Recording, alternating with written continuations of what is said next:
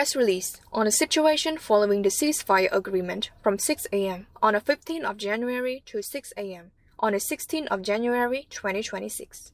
The Ministry of Interior of the Royal Government of Cambodia hereby informs the national and international community that the aggressive acts committed by the Thai side against Cambodia's sovereignty and territorial integrity have caused impacts and damage in 7 provinces, namely Brevihir, Udon Minchai, Bonti Minchai, Bat Nambong, Posat, Koh Kong, and Siem Reap.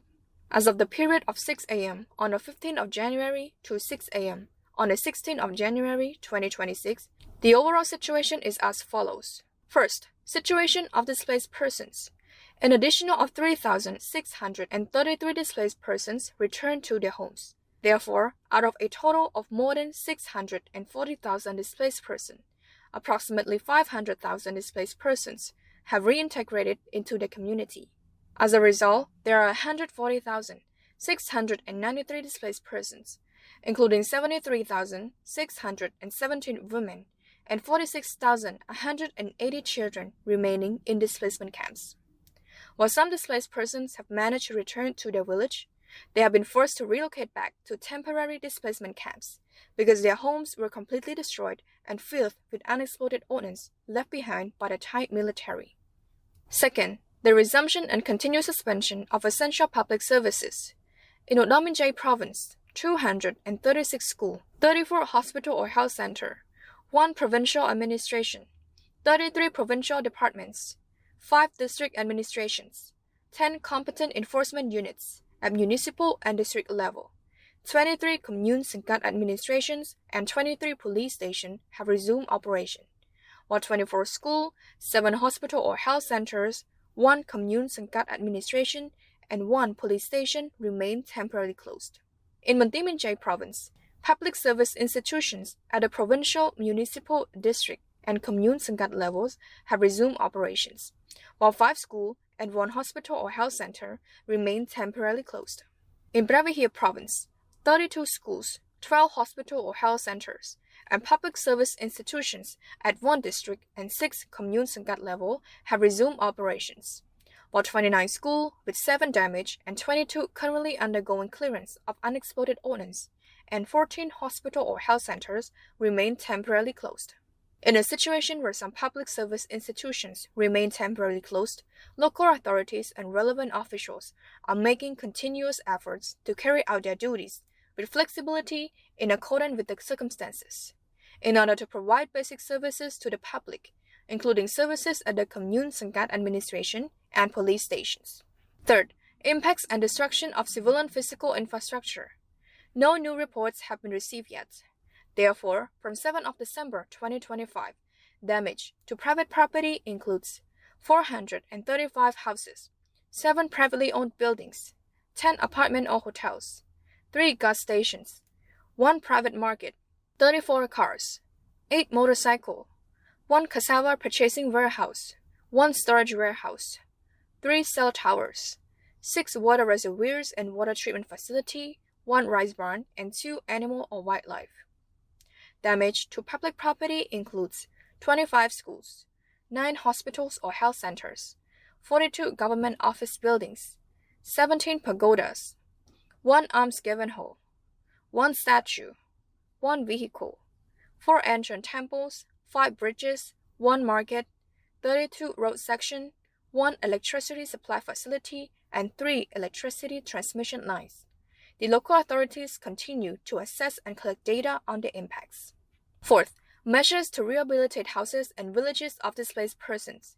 In Brevihir Province, local authorities and relevant officials are conducting assessment of the impacts and damages, and continuing to prepare food supplies and transportation for the return of residents to their home.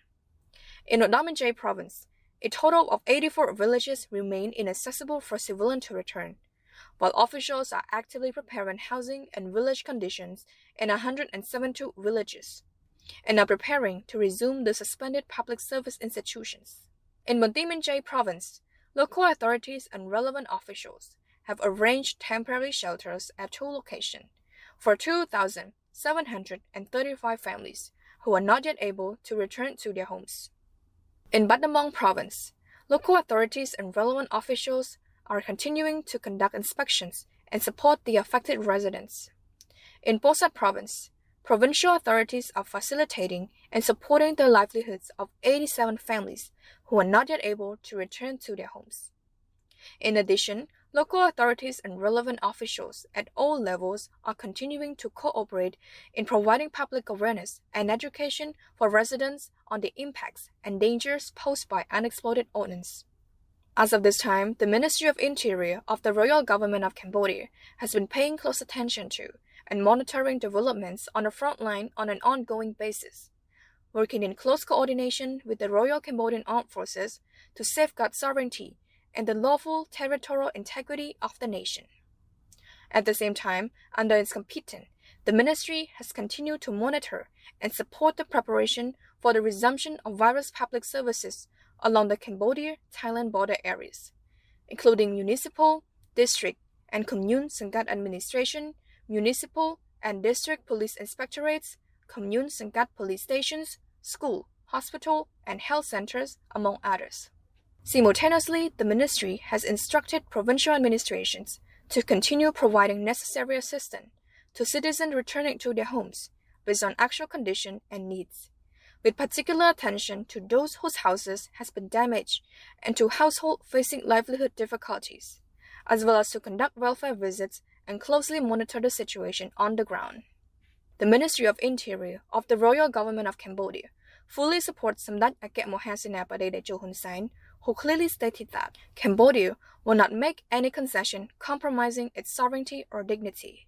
In particular, on the 13th of January 2026, the Cambodian side once again requested that the Thai side dispatch the joint survey teams to resume the works of the joint survey and in placement of the temporary markers on the terrain at the boundary segment between boundary pillars 42 to 47 and 52 to 59, and to replace 15 boundary pillars, which both sides agree on the location of their original location and specifications. The ministry is confident that the Thai side will respond positively and pragmatically in good faith, in line with the position stated by the Prime Minister of Thailand, His Excellency Anutin Janvirakul, as reported by the nation Thailand, that working level teams, joint survey teams, continue to carry out their duties as usual.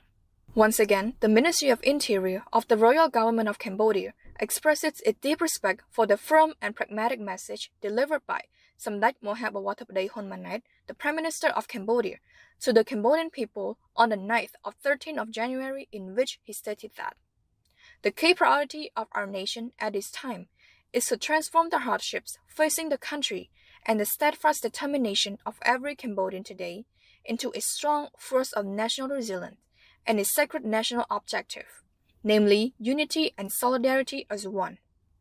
In order to protect our beloved motherland and to strengthen the Khmer nation in accordance with the sacred aspiration of all Cambodians. In this regard, it is imperative that we unite in solidarity with a shared national commitment to strengthen national potential across all sectors and to eliminate all forms of inaction within our society that could weaken the nation. In its capacity as the royal government's lead institutions for law enforcement and territorial administrative management, the Ministry of Interior hereby calls upon citizens, civil officials, local authorities, competent forces, relevant ministry and institutions, as well as national partners to unite as one in the enduring spirit of a single Khmer soul. Phnom Penh, 16th of January 2026. Thank you.